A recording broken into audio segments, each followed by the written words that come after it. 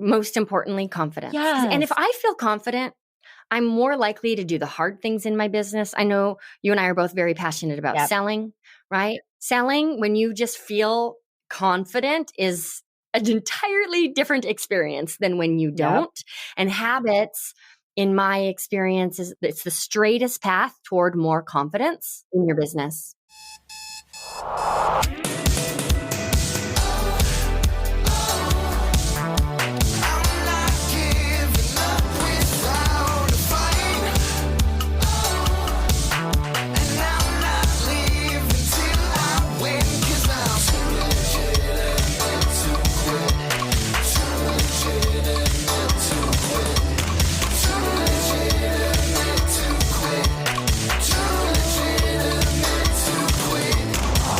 Welcome to Too Legitimate to Quit, instantly actionable small business strategies with a pop culture spin.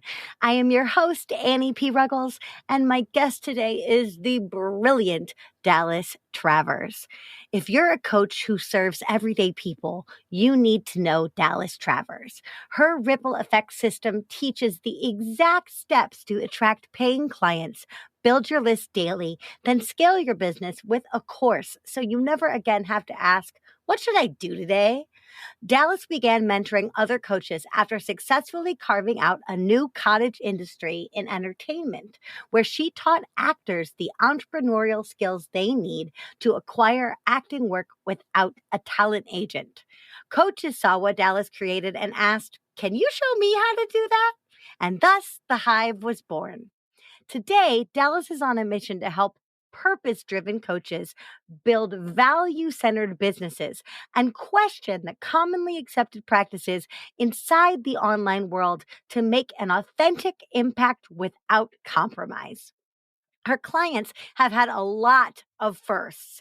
First paying client, first 5-figure launch, first 5-figure day, first 6-figure year, all with the confidence and clarity because they have a plan that feels good and the tools they need to implement. Dallas, my friend, what do small business owners need to focus on this week? Habits, Annie. Ooh, girl. This is so not sexy. Sorry, everybody, but habits. I am so glad that we're having this conversation now because I am very, very much willing to admit that in the past, when I heard that H word, I would have run for the hills. Yeah. Run for the hills. But now, as a 37-year-old who's been self-employed for most of my adult life, I hear that word and it is sexy for me now. Yeah, right. Now, yeah. Right? It took a while for me to fix my relationship with habits. I had to call it things like ritual. Oh, you got fancy. Yes. Ritual. I had to turn it into a ritual because, I'm like woo and a weirdo. And so I was like, yeah, well, if I don't call it a habit. But, listen, listeners, if you're a habit avoidant, it's okay. I was too. I'm sure Dallas has had habit avoidant times. But Dallas, how understanding that people are around this and that they're going to find their own path to not being resistant to habits, why are habits so freaking important and worth fighting for? If I had a million reasons, if I had to pick the most important one, it would be confidence. Oh. Right? The online world overemphasizes and overvalues like speed. It almost feels like get rich quick schemes out there, right? Yup.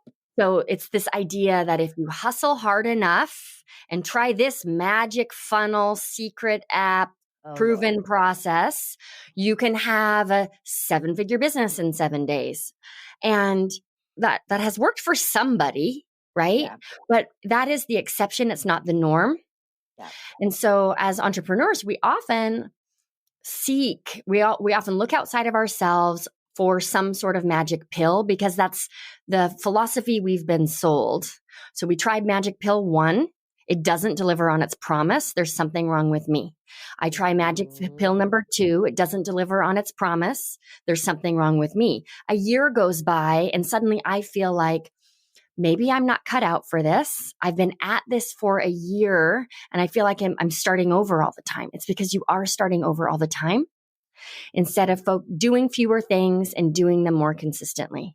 I mean, there's that other thing. If you would have said consistency to me in the past, I would have been like, no, variety, no, variety, screw variety, consistency, right? Because the nature of your day makes the nature of your week, makes the nature of your month. Mm-hmm. If you're allowing yourself to be repetitive enough in order to get stuff done. And I very much used to be like a try something new every single day kind of thing. And there is a place for that experimentation. Abso-freaking-lutely. But when things work, we have to double down on the things that are working and ritualize them, habitualize them, prioritize them, or it's a flash in the pan, right? So, well, there's also another point to that, which I think is even more important. You said when things are working, we need to really go all in. When things aren't working in the beginning, it's not a sign that it's not going to work. It's a sign that you haven't quite figured it out yet. I think often we give up way too soon. Yes. Right? Well, and you already touched on this thing that is so important to me. And every time it comes up on the show, like choirs of angels, little cherubs like sing in my head, like, oh, because it's so important to me that if you're listening to TLTQ, we honor the fact that entrepreneurship is flipping hard. Hard. Yes. Hard. It's hard, y'all. It's a job. And I love that you've already brought up the kind of get rich quick schemes that are kind of all over in this area in Facebook ads and whatever else. I made $2 while I was, in my bathtub and whatever. Okay, cool, fine. But you're not talking about the work that went into that. You're just talking about that happening. And the moment the sale happened, right? Yes, the moment the sale happened, and that kind of myth of overnight success. And you, like you said, those are the outliers. They happen, but those are the outliers. But even the people that are the outliers were consistent in something. Like Justin Bieber is such a good example of YouTube hysteria gone well. And so like Bieber birthed an influencer movement. But the reason why he was able to do that was because he was regularly putting out videos. Justin Bieber didn't put out one video and turn it into Justin Bieber. Justin Bieber showed up on YouTube consistently. Right? And I'm also going to guess, and I apologize, I am not a follower of Justin Bieber, but should we end the conversation now, or am I done? I'm not a huge Bieberite. I just know that after Bieber came on the scene, every single boy in North America thought that he could be a celebrity in 5 minutes or less. Right. Well, that's what I was going to say. Is I'm willing to bet that the first many videos Bieber put out were not that good. How could they be that good? He was like 11. Right. He didn't know what he was doing. And when you run a business, especially an online business, everybody, your task is to learn things in public. Oh my God, Dallas, I could kiss you. And that's a big, scary job. Yes. Because we're literally figuring things out in front of people. Yes. And I can't think of anything that I've done the first time and just naturally and never gotten better at it. Right? Oh, no. There are things I have natural tendencies toward, but there's nothing I've done for the first time and I nailed it. So we have to be imperfect in public, which is hard. It is hard because we fall down in public too. Yeah, completely. But I love that you're saying that we are constantly learning things in public because that's entirely true. Entrepreneurship is one learning curve after the next. Yeah. It's the right? nature. Just stacked on top of it over and over. And so, we constantly have to be trying, experimenting, doing, polishing, finessing, doubling down, fixing, and all of that. Hopefully, if we're doing our visibility work, is not hidden from public view, which also means we got to own up to our mistakes when we make them. If you're worried about making mistakes in public, commit to habits. It's so funny because way back at the very beginning of this show, we talked about my marketing advisor, Nick Bonatadibus, who I adore. Hi, Nick. And I talked about Green Lantern. And we talked a little bit about Ryan Reynolds and how badly that movie was received. And I think there's something in entrepreneurship where we're worried that if and when we make it, if and when we get to the level of a Robbins, be a Mel or a Tony Robbins, right? When we get to the Robbins level, that people are going to find, they're going to excavate, they're going to dig, they're going to find all of our embarrassing skeletons in our closet and dig them up and put them on YouTube and be like, oh my gosh, look at Annie P. Ruggles looking like an asshole. Oh, ha, ha, ha, ha, ha. I'm going to tell the National Enquirer. Like, we think that people are going to try to embarrass us with our past failings. And one of the things that I love about Ryan Reynolds is he'll, like, depending on the interview, when people bring up Green Lantern, he'll either tell you what he liked about it or he'll just groan and move on. And I feel like there's value in both of those things, where if we see something that maybe wasn't our best, do we treat ourselves with kindness in that moment? Yeah. Do we learn from it? Do we defend ourselves? What do we do? I think it's just speak the truth.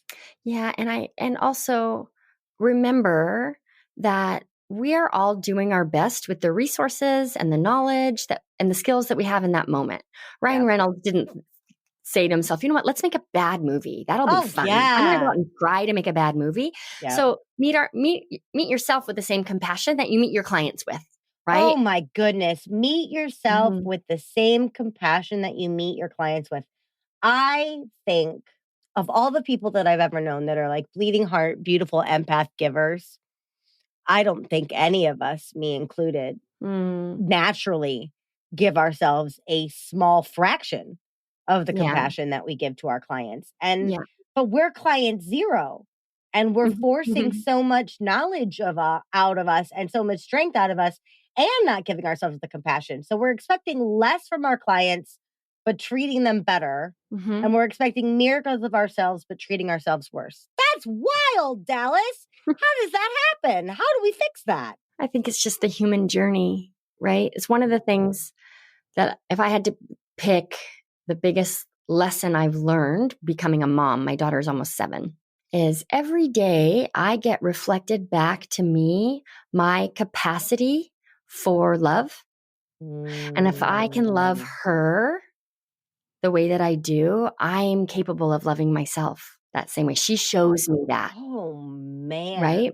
And she really shows me that when she's having a rough day. Yeah. Right? Because I still love her the same, maybe even more.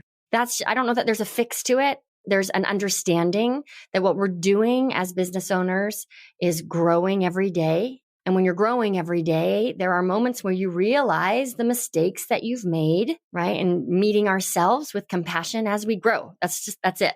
And I've been in business 20 years. Yeah. So that is really what it means to be in business. Just committing to growing quickly or slowly. Yep. Right? And choosing to relate to yourself in a self-honoring way. I love the way that you use that word capacity, though. She shows you your capacity. Yeah. And I feel like my clients have taught me so much about who I am. That, and I'm not a parent, but I do understand what you're saying about, like, I see myself reflected. Completely. And one of the things that I had to stop and do was I had to stop arguing those reflections when they came. And I would catch myself, someone would write me a note or something being like, Annie, you're so loving and kind and compassionate. And I'd go, no, stop, don't, it's all you. Deflect, talk down. But when I was doing that very Midwestern goofy thing I was doing, because I thought I was being like proper or friendly or whatever, what I wasn't doing was I wasn't allowing myself to hear the compliment. You were also robbing that person of the experience of expressing gratitude. Yes! I say that all the time when people are hesitant about asking for referrals. Right. Same. I tell them to chase the compliment, because that person obviously wants to tell the world that you're great. You're just asking them to formalize that greatness. That's it. And so one of the things I've talked about a whole bunch is I have a box where I keep printouts of my testimonials, my cards, and all these other things. And it says on the top, it has imposter syndrome crossed out. And then it says evidence to the contrary. And it wasn't until I allowed myself to read the letters and the thank you notes and the testimonials and the notes or whatever in this box and not argue them, that I was like, wow, I really am providing more than sales scripts here. I really Yeah. am providing a community and experience. And so when people come to me and they go, well, I'm selling this widget, I'm selling this thing, I always want to open it up and go, yeah, but you're also selling what you yourself contribute in that person's life, right? Mhm. So how do we honor the value that we provide, Dallas? That's a really good question. There's a double-edged sword here. I promise I'll answer your question, but what comes up for me around this is we have to be mindful that we don't set ourselves up for the opposite to be true. And here's what I mean. If my value is based on the number of client testimonials I get or the praise that I receive outside of myself, then when I receive complaints, right, or trolls, that their opinion also has to be true. Right. If I weight the good, then I also have to weight the bad. Ooh, that's Yes. a really good point that I hadn't thought about. So we have to be so careful about what we make our clients experience mean about our own worth. And yet, the point that you make about like owning the results, right? And really standing in our own greatness is important. But I just like to think of them as two separate things, right? I can be proud of my progress or proud of the impact that my work has had on another, but that is not a reflection of who I am as a person. Oh, that's so open and yet so focused, right? It's self-protecting, but it's also inclusive. I love that. Feels very emotionally safe to me. Right. To think of Right. it that way. Right.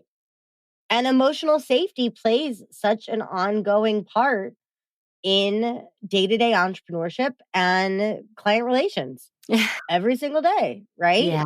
Like we can't let the client force us out of emotional safety. That would be a failing on our part for not enforcing our boundary. But we also want clients to be self-advocators. We also want to create that like safe place for them to grow within, especially if we're selling some kind of transformation. But I love that. I love that idea of like, this does not define me, but I can be proud of it. I can be right? proud of it, but it's not going on my tombstone. Yeah. Yeah. I'm just thinking about my dog, Subaru, who Your dog's name is Subaru? I have two dogs, Subaru and Kimchi. Oh my God, amazing. My daughter named them. So there you go. Great. Great. It's so funny. So anyhow, Subaru loves to hunt. So he will bring gifts to our door. Oh, what a gentle, lovely. Right. And so like that's annoying, right? The action is annoying. Subaru is not annoying. Subaru right? was like, I will bring this dead mouse to my mistress. Right. No, we're talking squirrels, larger than mice. It's not cool. It's not cool. He's fast. I saw him. We're getting so off track, but I saw him catch a crow, a flying crow. The crow took off, and then I see Subaru. I'm looking out the back window, flying through the air, and he caught a crow in his mouth. But that's quite a gift. Right. But my point is that it's easy to look outside of ourselves and understand this distinction. Like I can be the thing I did may not be the greatest, right? But that doesn't mean I'm not the greatest, right? But inside of ourselves, it's trickier. So I actually hesitate when I hesitate around the advice of like, own it, put your wins on the wall, because now we're just looking outside of ourselves for affirmation of our worth. And then it just sets us up for highs and lows. Yeah. Later. You're blowing my mind right now. I hadn't really thought about that because I am a validation whore. Oh man, don't threaten me with validation. I will eat that up like Cookie Master.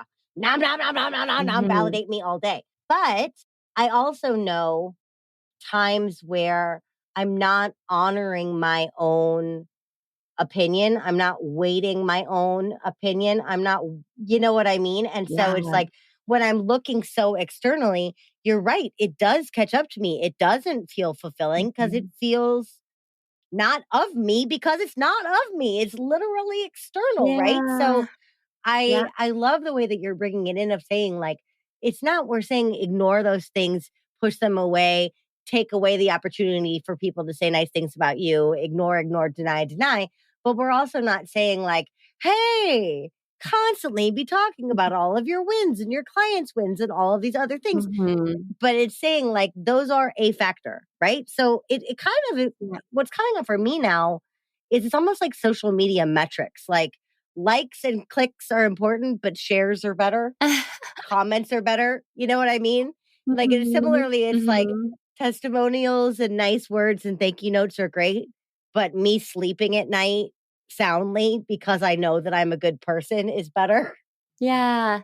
This actually like brings the conversation full circle a little bit because we talked about habits. And I think the motivation behind magic pill syndrome, right, and ignoring habits is very similar to the motivation behind seeking external validation. I'm looking outside of myself for the thing that's been missing instead of really just like looking inwardly and trusting in our own actions. So what are the things that we should look for? What's the data that we should mine Mhm. for self-validation? I have a couple of thoughts around that. The first one is understanding your own values so that you can use them as a tool for how you make decisions in your business, right? But B, that your values become a mirror. So, did I live my values today? Right? That's the validation. That's all I need. Did I live my values? And I don't mean the values you're supposed to have that tell you that tell you you're righteous or good. Right. I mean the things that actually We're matter not to you. talking the Beatitudes here. We're not saying blessed be the meek. Like that's different. But like if you value honesty, Mm-hmm. that takes action. That takes work. Yeah. So are you putting in the hours to Yeah. bring that? And I love that. Yeah. Because I think the Non-Sleazy Sales Academy for me was a desire of mine to wear my values on my sleeve. Mm-hmm. Yeah. And also to attract others who wear their values on their sleeve and say, that's a good thing, right? There are so many things in this life that require you to hide your heart, and self-employment does not need to be one of them. Right? That's Yeah. for a lot of Right. reason why they make the jump, right? They make the jump so they can live more themselves. But we're so used to being stifled in that way that we're like, well, my old past employer didn't care about social justice. And so I really let that part of me sort of atrophy. Well, guess what? You're on your own now. Bring it back up. Yeah. If it's important to you, it has meaning. Yeah. Yeah. And then I think the other metric, right, is your own energy, right? Like how do I feel? Embodiment or attunement. Yes. I love that. I love that idea of attunement. We hear a lot about alignment, and I love the idea of alignment, but attunement for me, because like, does every single action in my business feel aligned to me? No, because I'm wearing 9,000 different hats. Right. But does anything that I do in my day-to-day feel like it's out of tune with me? No. Right. Absolutely not. Yeah. And just attunement is really, to me, more of an awareness, an ongoing awareness of my own alignment, right? It's how I monitor alignment. Yeah. I freaking love that. We're getting so philosophical about habits. I love it. You know what? But like, I'm glad. I'm glad because, like I said at the beginning of the episode, I was very habit hesitant or straight up a habit hater.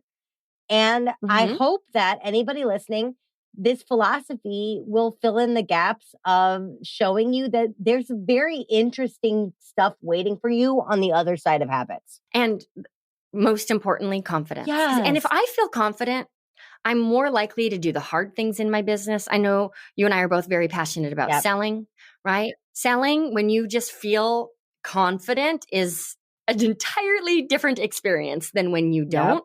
And habits, in my experience, it's the straightest path toward more confidence in your business. Well, and the word I'd use for it here on Too Legitimate to Quit is legitimacy. Right. Habits carve a legitimate business. Yeah, that's good. It's not done in a day, right? If you want to feel legit, do it and then do it and then do it and then do it again. Like I just think that's so fantastic.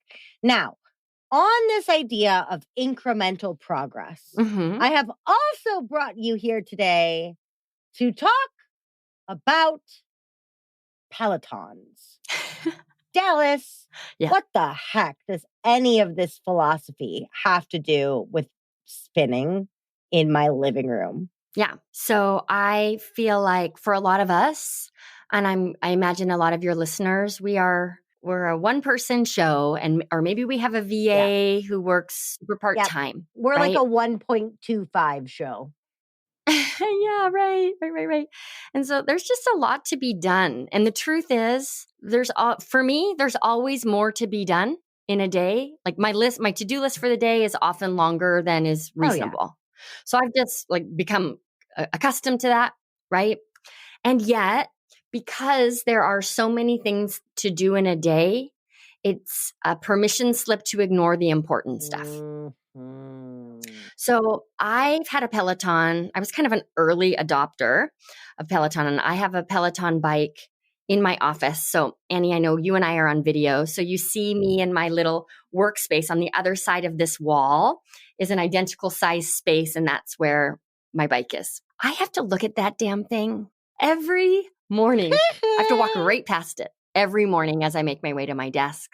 So every morning I am reminded of my commitment to reducing stress, right? Feeling good in my body, feeling strong, like all of the reasons why I bought the bike. I definitely go through phases where I am not on the bike. I'm not on the bike way more often than I am on the bike, but that reminder lives there. And every day I have to make a choice about how I'm going to spend my time. So what's the metaphor here, especially around habits? For those of us who feel overwhelmed or we fall into procrastination, maybe we hide behind, I call it administrivia, right? Busy work. I love taking the Peloton approach to time management. And all I mean by that is having a reminder in your face about your original intention. Yeah, you got to walk right by the damn thing. I know, it just taunts me. And it's the worst is when I'll do some batch video shooting, so then my bike becomes a clothes rack, so then I'm like, "Oh, this is fabulous." Like, well, I'm using this thing to hang my clothes. But I'd love to share, if you're open to it, a couple of tips on how to apply this metaphor in your business. Oh, heck yes, please. Cool. So imagine now your calendar being the bike in this metaphor. So what I recommend is that we work backward from our goals, right? So I have a goal of enrolling 4 clients this month. I'm just going to make that up as an example, right? With that goal in mind, what assets do I need in my hands in order to make that possible? So leads, right? Subscribers on my list. I need sales calls. Like, those are the assets. So now what actions am I going to take in order to acquire these assets so that I can accomplish my goal? So now I've got this list of actions, and it's very goal directed instead of, here's the list of all the stuff I'm supposed to do for my business. Yes. And with that action list in mind, what we then go in and do is on your calendar, mine is gray. I have an ideal calendar that lives behind my actual calendar. What? So I block off time, right? I used to have a ton of resistance around Instagram Reels. I've fallen in love with Reels, but in the beginning, I had so much resistance around it. And it was an important part of our Instagram strategy. So I had a big block of time on my calendar in gray, Instagram Reels, right? And every day, just like the Peloton, walking past the damn thing, right? Every day I was like, okay, do I want to keep this commitment or not? So now we get a realistic reflection, because then my real calendar is on top of this ideal calendar, right? And I now get to really look at, where am I overcommitting? Where am I actually avoiding the stuff that really matters? Where am I being busy? Where is it really time to delegate? And it's proof in front of me instead of sort of like a sense I have in my mind. So we use the ideal calendar as a reminder of our intention. And we've also got that action list so that when I see that big block of time, right, that says 4 clients this month, I know what I'm doing during that time. So it's pressure without the judgment. Yeah, it's like creating a mirror, right? I love that. I absolutely Love that. I need to fall in love with reels. I have not yet, but I hadn't ever really thought about putting them on my dang calendar. And this is also liberating. Yeah. Right. And here's why it's liberating, because what can often happen is this complete it or delete it moment. Oh boy. Right. Which is like, okay, this has been here for a really long time and I haven't gotten to it. That means it doesn't matter to me. This is actually not a habit I want to cultivate. I've got proof of that. Now I have permission to stop lying to myself. Let me get good at Instagram reels with something I actually feel naturally inclined to pursue. So instead of that like guilt factor, you said you were going to do this and you're not, it's just a reality check that brings you back to your own agency or your own awareness of choice, which for many of us is why we started our businesses, so that we could have more choices. Yes, it is about choice. Absolutely. Yeah. 100%. Yeah. Right? But it's all of this is about discernment. Everything that you've said about like doubling down on what's working and fixing what's not and tying inspired action to those assets you were talking about, right? Like that's how we ensure that we're using our time efficiently, is when we tie it to those assets. And that gives us the space to have more choices, right? Yeah. To make more choices, to have more experiences, things, whatever the object is.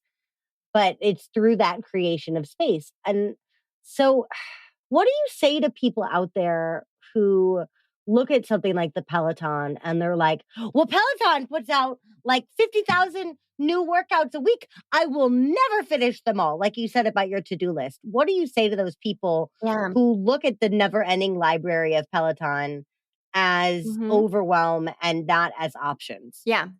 So it's not all of the never-ending classes that we're looking at here. It's the physical bike, right?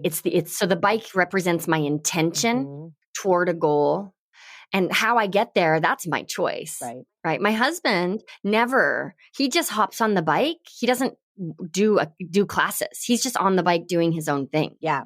Right. So I guess I want to say this. Another choice, a valid choice, is not doing it. Yeah. That is a choice. That is a choice. That is a choice. No action is an action. Yeah. And I would argue that often overwhelm is also a choice. Because if I'm overwhelmed, this is a little controversial, and I would say that bring it. This is not true 100% of the time. There are periods where life circumstances can initiate overwhelm. But if we're overwhelmed by our to-do list, this thing we created, that's completely a choice. And when I choose overwhelm, I'm off the hook. Oh my God. You're right. You're right. We use it as a crutch to go, I can't, I'm overwhelmed. You put the stuff on your list, boo. Yeah. Yeah. Oh, Dallas, that is wild. I'm like you. My to-do list has puppies. Like it spawns like rabbits. I think for me, when I look at like, I can't possibly get all of this done today. I think of it like the early 2000s when cell phone companies had rollover minutes. I just call those my rollover to-dos. Yeah. Like that's tomorrow me's to do now, rollover to-dos. But I do notice when something rolls over day after day after day after day, is it rolling over day after day after day after day because it's not right for me? Because I'm resisting it, because I shouldn't do it, or because I got some other mental bullshit going on. That is where I really should be looking. You're so freaking brilliant, Dallas. So it's a mirror, right? It's the bike in the living room. That rollover to-do list, it's a bike in the living room, and we can relate to it simply as that. It's just a mirror, right? It doesn't mean you're good or bad. It's just an invitation to decide, does this actually matter to me? Is this a habit that I actually want to cultivate? And I love that you brought up your husband. Thank you so much for sharing his habits with us, because one of the things that we see in this cult of easy that we already talked about with like the make $1 million by next Tuesday is that a lot of it is one size fits all. But even something as simple as a Peloton bike, which is a stationary bicycle, you have your own methods, your own habits, your own rituals, your own style. And so does your husband. So some people can write a book in a weekend. Other people can write a book in 6 years. Yeah. Yeah. Some people write their 1,000 words a day. Some people write 1 word a day. It doesn't matter. The methodology is your own. What matters is not complicating the intention. And the intention is that bike sitting there and the promise you made to yourself that you will use it. I love it. Or not. Or not. Yeah. Or not. It's not even, I don't want to get too meta, but it's not even, like, the bike represents my commitment to my own health. Yes. Right? Like, I didn't ride the bike yesterday. I took my dogs on a hike. Yep. Right? So it's not even like, oh, I said I would use this thing. It's like, oh, no, right. I'm reminded of what it is that I want to experience in my life. And the Peloton is one way to get there. Gosh, I love that. Yeah. It's just such a good metaphor. It also just really makes me want to work out. So thanks for that, Dallas. That's, people will be like, what are you doing today for work? I'll be like, I'm working out for work. You're like, yeah, I'm Peloton method. Haven't you heard? I did see, I got to look up her name and I'll put it in the show notes because I'm drawing a blank, but I did see this really great affirmation once that I freaking loved. It said, when I move my body, money moves to me. Ooh, I need that one. That's a good one. I was boxing my ass off for the next 2 weeks going, money, money, money, money, money. And it's true because I was prioritizing myself in those moments. So of course I came out of them empowered, turn around, make better choices. Is there woo elements to this? Maybe. Is there manifestation happening? Sure. I can't explain it, but what I can explain is that self-prioritization. I freaking love that. Yeah. All right. That's really good. So my question for you right now, we talk a lot on this show about sand in the laptop and I think on your show, I talked about sand in the laptop and how much that drives me freaking crazy. But I know one of the things about Peloton is like, bike the Rockies, bike the Alps, do all this crazy, gorgeous world stuff. So with that in mind, if you were going to real world bike to anywhere in the world so that you could work with your laptop somewhere for one day, assuming that the whole world has Wi-Fi. Okay. In this fantasy world. Where are you biking to and where are you working that day? See, that's a tricky question because the first thought I had, I wouldn't want to be working while I was there. Thank you. Right. Like, why am I bringing my laptop to the beach? You. That's on a recent episode, Pam Slim, the author of Escape from Cubicle Nation, and I were like, if I'm on a beach, I want a book, a tequila drink, or nothing. I don't want my laptop. But let's say you really had to work. You had to work. Where are you going? Yeah, I would ride my bike to like a tiny house, a cute ass little tiny house in A-frame out in the wilderness somewhere. Ooh. Yeah. Which is the opposite of where I would choose to actually go on vacation, but I would get a lot done in that environment. Yeah, like the writer's retreat. Yeah, totally. Oh, I love that idea. Well, be careful biking in the woods. It's very uneven road. So, wear your helmet. Yeah. And stranger danger. I got to be careful of that. I love true crime. So I'm like, ooh, woman alone in the woods. This is not going. We all know how this story You're like, ends. this is the beginning of an SVU episode. Like, this is a podcast waiting to happen. But this is a very different kind of podcast. I love that. Same thing. Well, I'll be driving along, like my parents live in Missouri and I live in Chicago, and I'll be driving along these like country roads to get home. And I'll be like, God, I'd love to live out here in the middle of nowhere until I get murdered. Like, I don't know why I think that. And then everybody comes and they're like, Annie, you live in Chicago. Are you scared about getting shot? And I'm like, no. I'd be more scared, like in cold blood style, if I lived in a freaking field in the middle of nowhere. Wow, we are off the rails. Listeners. Yeah, we're so off the rails right now. It's okay. It's totally fine. I'm gonna not say the thing I was about to say to take this conversation even further. Come on, we're already here. So I'm listening to Dateline. There's this new. We did a whole episode about Dateline on this show. And here's the thought I had. I was like, everyone hires Morgan Freeman to play God. Like, it's either Morgan Freeman or James Earl Jones. Two excellent choices for the voice of God. But I want Keith Morrison to be the voice of God. Full circle. Everybody go back and listen to the TLTQ episode specifically about Dateline, where Margie Feldhoon, who is the CEO of Interview Connections, and I relate your media kit to your In Case I Die folder. And both of us say that should anything happen, we love you, Mankiewicz. We love you, Canning. But if something happens to us, It's Morrison or bust, baby. Yep, Morrison or bust.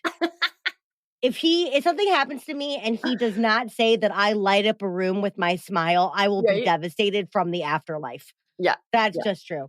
Oh my God, I love it. Morrison quote ever was, "He lied to authorities, lied like a sidewalk."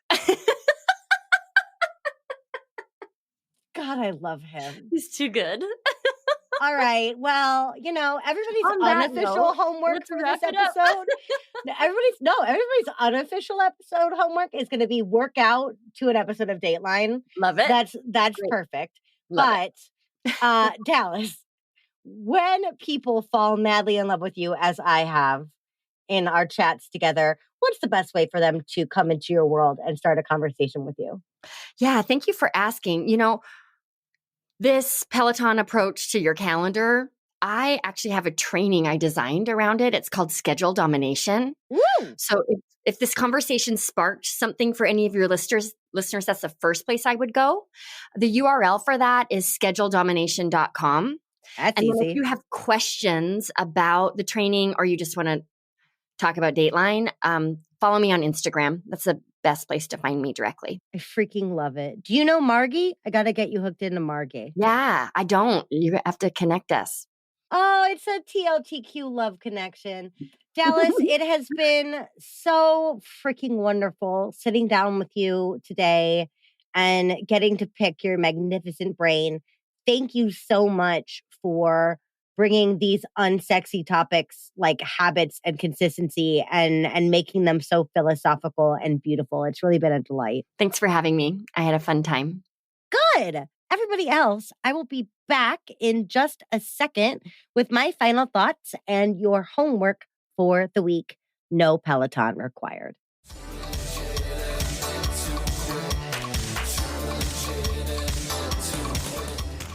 Well, hey there, listeners. I try not to should all over you. I really do. And I'll be the first to tell you that a one-size-fits-all path to entrepreneurship does not exist. Plus, there's real value, genius even, in letting go and following your energy, in doing things your way, in allowing creativity to lead.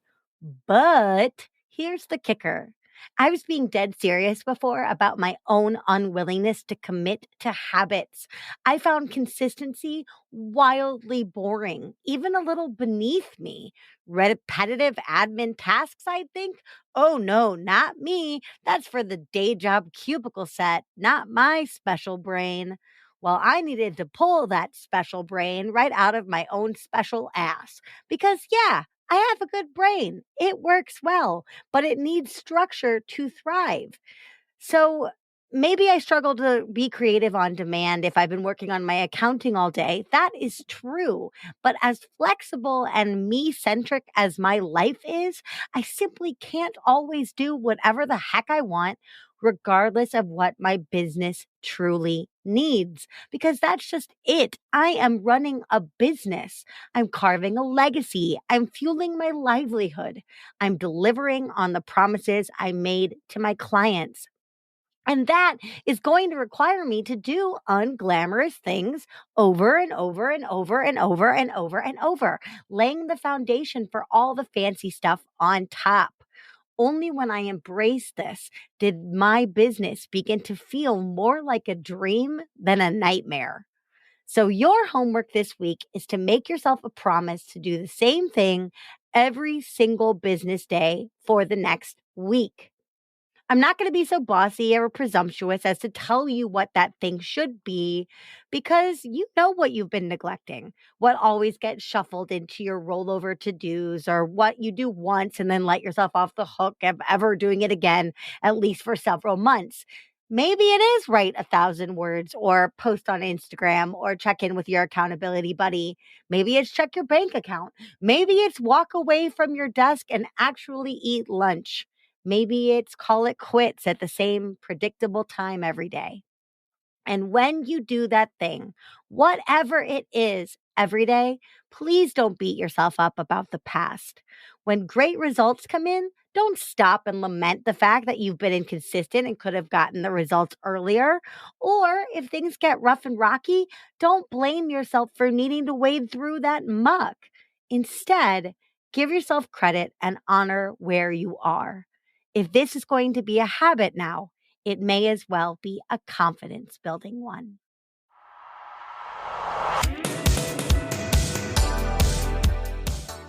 Hey, thanks for listening.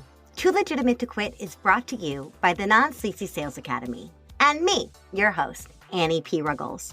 Listen, we talk a lot about marketing on this show, and that's because I fully, earnestly believe that every dime and every moment we spend marketing is totally worth it unless we turn around and sabotage ourselves at the finish by refusing to sell and sell beautifully. Why? A lot of us have a misconception of what selling actually requires of us or who it needs us to be. Please give me the opportunity to help change your mind at www.nonsleazy.com. That's NONSLEAZY.com. Big shout out to the fabulous dudes who help make this show what it is. My producer and editor, Andrew Sims of Hypeable Impact, my composer, Riley Herbasio, and my show artist, Francois Vigneault. They're all fabulous, and I'd be glad to introduce you. Until next week, just do your best, and remember, you're too legitimate to quit.